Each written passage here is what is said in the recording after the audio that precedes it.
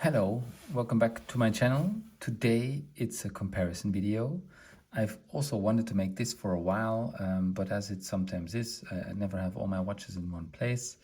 So I kind of mix it up a bit. And today I wanted to get these two watches in front of the camera and share a little bit my thoughts on them. They are quite different, but they are more or less from the same brand. Yeah, so from Rolex and from Tudor.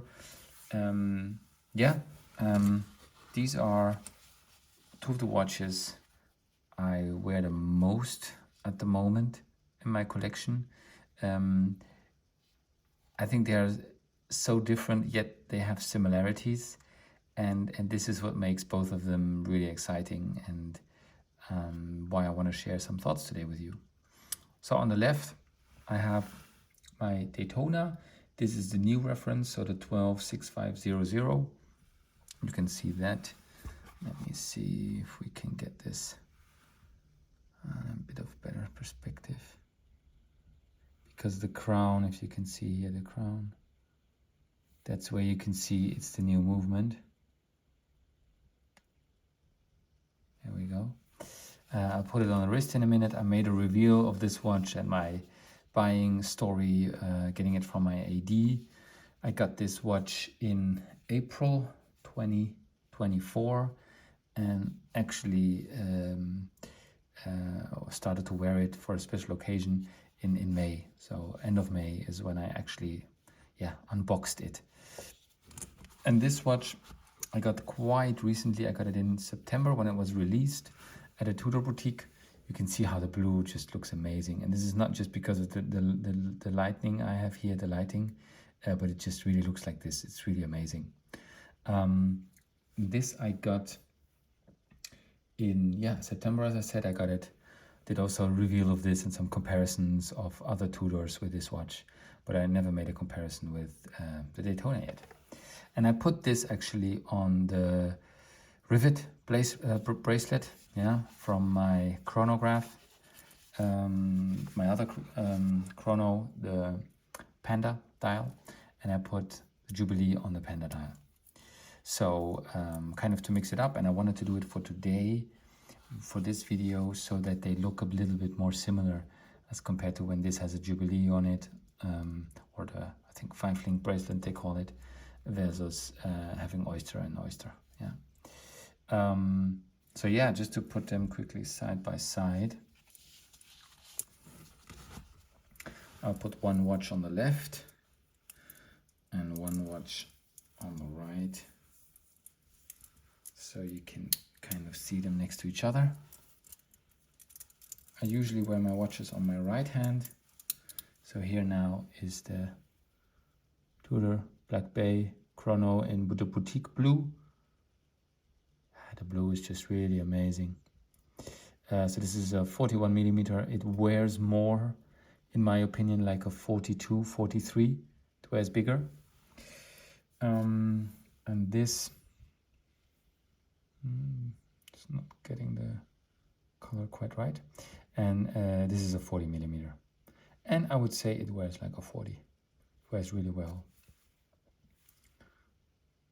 And it goes a little bit, of course it's a Daytona, so it cannot really go fully under the radar, but I really like the black dial because it's a little bit more, less in your face like the white one.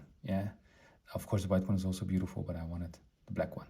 And let me see if I can get them both a little bit next to each other. It's not really possible. So what are the comparisons or the similarities about these watches? So of course they both belong to the same owner, from Rolex and Tudor, as everybody I think knows who is checking out this video. But the thing that most compares them to each other is these, what you call them, this here. So the chronograph buttons, you have to unscrew them because they are water resistant, like in this way, to use it. So this is a bit annoying if you have it on the wrist. I really must admit, it's really annoying. If you have it on the wrist and you want to quick time something quickly, you have to first unscrew it and then screw it back. So it's really annoying because I mean other brands are also able to do this, like Rolex with the Chronomat. They make it waterproof, I think also 100 meters. I don't need 300 meters. Yeah, it would be better to not have these screwed down pushers. That's the word I was looking for. So I think that's the main similarity of these watches, apart from them coming from the same house. So with the Daytona it's the same. You need to unscrew it. And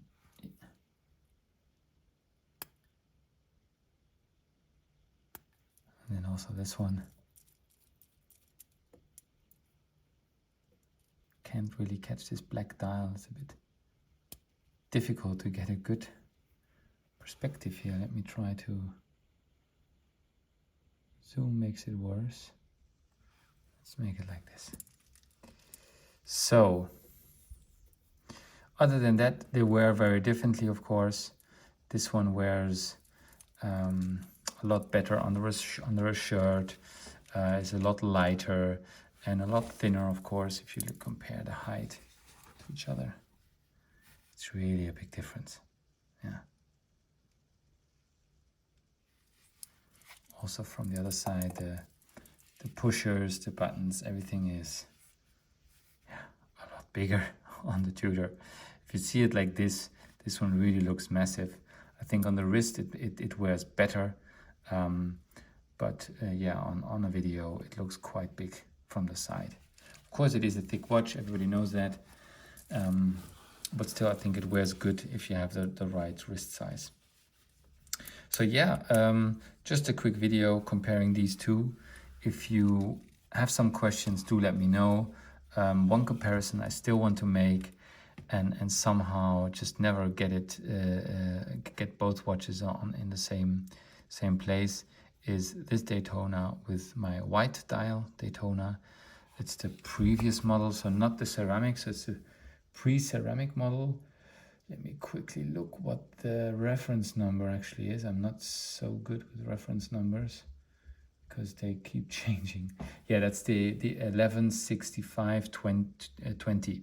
That's the one I have in the white dial. That's from the early 2000s. And then this one.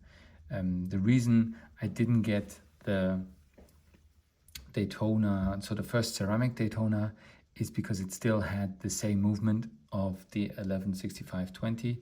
Just the only difference was the dial a little bit, and of course the ceramic bezel. But when this came out, this was different enough. This is really a different shape. Yeah, so if you've not seen the pre-ceramic, so the first ceramic with this ceramic, it's really a different case. This case, I think, is the same now than the white gold Daytonas, or the general gold Daytonas used to be with the oyster bracelet. They have a little bit difference here on the lugs, yeah. But I will do that comparison as soon as I can. So I hope you enjoyed this. If you did, do let me know what other videos you would like to see. I have for both of these watches some other videos also, this where I go into really detail and buying experience, etc. And with this one the same. Yeah. So if you enjoyed this video, check them out. If you have questions, let me know, and I really try to answer all the comments. And thanks for watching.